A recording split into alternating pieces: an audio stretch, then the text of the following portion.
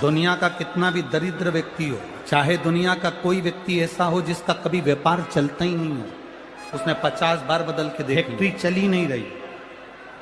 जिस काम को करने के लिए जाते हैं वो काम टल जाता है, आज की जगह कल, कल की जगह परसों, परसों की जगह नरसों, काम होता ही नहीं। बेटा बेटी का संबंध करने जा रहे हैं पर हो ही कितना भी दरिद्र से दरिद्र व्यक्ति, कितना भी दीन से दीन व्यक्ति, एक नियम वो अगर अपनी जिंदगी में बना ले,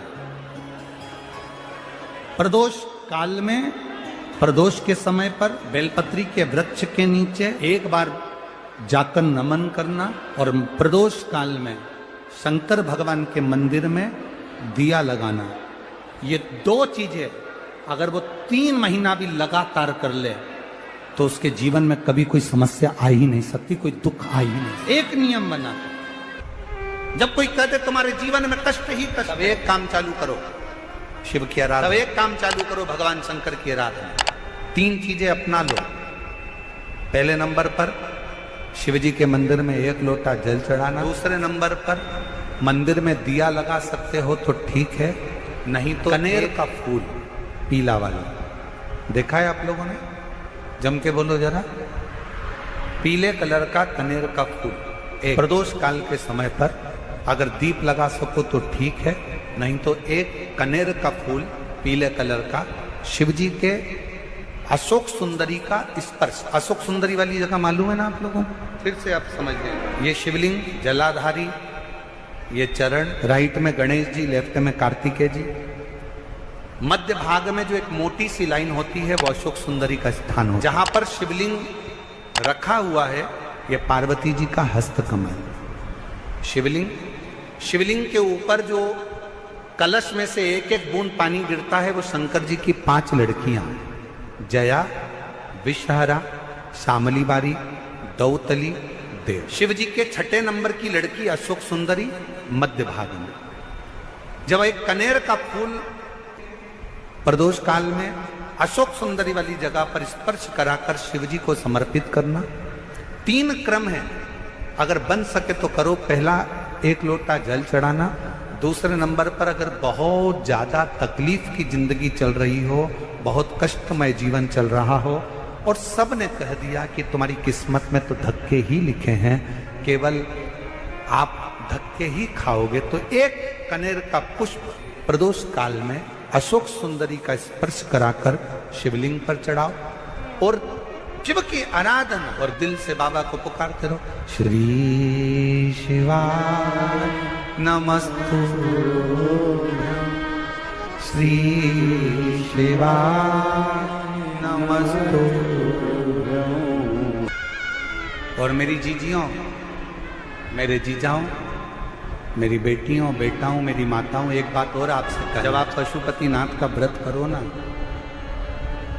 पशुपति व्रत को अगर आप धारण करो, या सोमवार का व्रत करो, या शिवरात्रि का व्रत करो,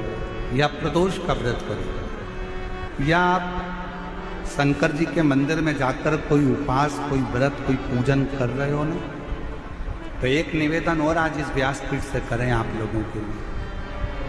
आपकी पूजन की थाली में सब कुछ है,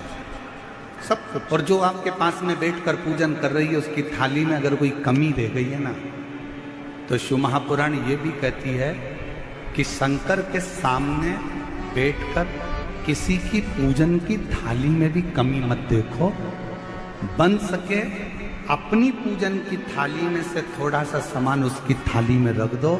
प्रयास करना कि वो कमी ना देखी जाए। अगर हम भगवान की साक्षी में भी अगर कमी देखेंगे तो हमारे जीवन में कमियां बढ़ती चली जाएगी। हम क्यों कमी? हे गुरुजी, हमारी टेम्परेरी नौकरी है, बहुत कष्ट में, हम क्या करें? हम कहीं मत जाओ, तुम्हारे नजदीक में जो शंकर का मंदिर है उस मंदिर में जाकर झाड़ू लगाना प्रारंभ कर दो,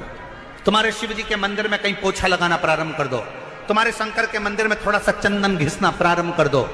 नौकरी पर जाओ, ड्यूटी पर जाओ, बच्चों को संभालो, परिवार को संभालो, उसमें से थोड़ा सा समय शंकर जी को देना प्रारंभ करो। थोड़ा सा समय निकालना शिव जी के लिए, थोड़ा सा समय। ए गुरुजी, अभी मेरी तनख्वाह तो मात्र 8,000 रुपए मिलती है, प्राइवेट जॉब कर रहा हूं, परिवार बड़ा है, गुरुदेव दिल्ली जैसे शहर में रह रहा हूं, बहुत दुख का जीवन चल रहा है, क्या करूं? किसी को हाथ नहीं दिखाना, किसी को पत्रिका नहीं दिखाना, किसी को भाग्य नहीं दिखाना, अब जो कुछ दिखाना अपने शंकर को दिखाना, उसके मंदिर में सेवा करना प्रारंभ करो। और मेरे बाबा तेरी सबसे बढ़िया, यदि कोई एक बार शिवालय की ओर चले जाता है, शंकर की ओर बढ़ जाता है, शिवालय की ओर बढ़ जाता है, तो उसके पितर, उसके पूर्वज और उसके जीवन में कितने भी दोष हों, वो सारे के सारे दोष समाप्त होते चले। शायद इसीलिए शिव जी पर चढ़ाया गया एक लोटा जल हमारे घर का पितृदोष हो चाहे अन्य दोष हो, वो भी समाप्त कर दे। कितना सुंदर कहा है, जब जिंदगी बहुत संघर्ष में चल रही हो, बहुत दुख का जीवन चल रहा हो, बहुत कष्ट का जीवन चल रहा हो, बहुत कष्टमय जीवन चल रहा हो, तब शमी के 5 एक दुर्वा के साथ एक अक्षत चावल का एक दाना हल्दी में भिंगोया हुआ हो या केसर में भिंगोया हो, शमी पत्र 5, एक दुर्वा, एक चावल का दाना, जो दिल से हृदय से बेलपत्री के वृक्ष के नीचे पार्थिव लिंग का निर्माण कर कर मट्टी का शिवलिंग बनाकर प्रदोष काल में, मतलब शाम के समय पर शिवलिंग बनाकर उस पे जल चढ़ाकर, जो ये 5 शमी का पत्र, एक दुर्वा और एक चावल का दाना, अपनी कामना कर कर जो दुख चल रहा है बाबा से विनय कर कर एक एक पत्ता जब समर्पित कर दे, फिर एक दुर्वा समर्पित कर दे, फिर एक चावल का दाना समर्पित कर दे और बाबा का वहीं पर पुनः विसर्जन कर दे, 3 महीना तो जाने दो, 15 दिन के अंदर वो दुख कटता जरूर है, चाहे कोई भी दुख, किसी भी तरह का दुख क्यों हो। एक बेलपत्र के वृक्ष की परिक्रमा करने वाले को हजारों अश्वमेघ यज्ञ का फल प्राप्त हो जाता है, हजारों अश्वमेघ यज्ञ का फल प्राप्त हो जाता है। उसी तरह एक पार्थिव लिंग का निर्माण करने वाले को, मिट्टी का शिवलिंग का निर्माण कर कर पूजन करने वालों को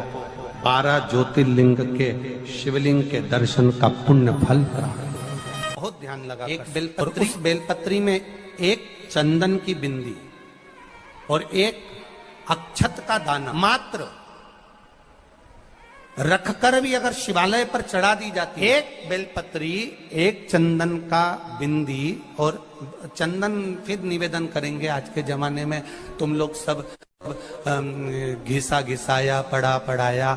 डब्बी का सामान ले लेकर, वो नहीं, चंदन की एक मुठिया रखो, थोड़ा सा भी घिसो, जरा सा भी घिसो, उसकी एक बिंदी और एक चावल का दाना, जब हम भगवान देवाधिदेव महादेव को समर्पित करते हैं, अपनी कामना कर कर समर्पित करते हैं, तो निश्चितता है,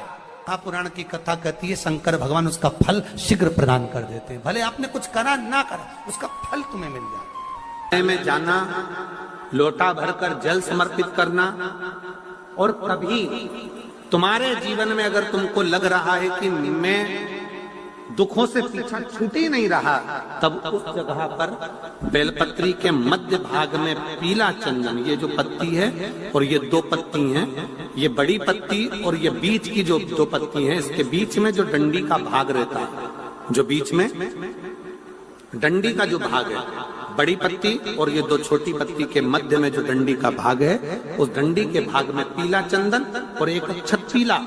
शंकर भगवान को आप अगर प्रदोष काल में समर्पित कर रहे हैं तो ये निश्चित है कि धीरे धीरे कर कर वो दुख समाप्त होगा, वो दुख कटेगा ही। प्रगत वर्णन किया गया शंकर भगवान की आराधना में, शिव की आराधना में, जब तुम्हें लगता है कि तुम्हारा व्यापार नहीं चल रहा, कोई तुम्हें धोखा दे रहा है, लक्ष्मी नहीं आ रही, बहुत चिंता में पड़े हुए हो, बहुत टेंशन में जिंदगी चल रही है, बहुत बीमारियां तुमको घेर ली है और चारों तरफ अंधेरा ही अंधेरा नजर आ रहा है, तुमने विचार करा अब मैं तो मर जाऊं तो अच्छा, मैं सुसाइड कर लूं तो अच्छा, मैं मर जाऊं तो अच्छा, तो मरने से पहले एक काम कर कर देखना, शंकर भगवान की आराधना कर कर देखना, शिव पर एक लोटा जल चढ़ा कर देखना, और ज्यादा चिंता, ज्यादा टेंशन हो तो बेलपत्री के जड़ को घिसकर उसका चंदन बनाकर शंकर को लेपन कर कर उसकी भी आराधना कर कर देखना कि बेल चंदन का फल क्या है। बेलपत्र एक बेल, ये कोई बेल पत्र, एक बेल, ये कोई साधारण एक बेल। नीचे की डंडी से लेकर ये दो पत्तियां जहां लगी हैं और दो पत्ती से लेकर ये बीच की जो पत्ती है उसमें जो गैप है, उसमें जो जगह है, दिख रही है आपको? ये दो पत्ती से लेकर बीच की पत्ती के बीच में जो जगह खाली रहती है, 33 कोटि देवी देवताओं विराजमान रहते हैं इस बीच की जगह में। जब शिव जी को चढ़ाया जाता है तब इस पत्ती के बीच की जगह शंकर के शिवलिंग पर रखा जाता है। तो शिव जी इतने प्रसन्न होते हैं कि मेरी स्तुति करने के लिए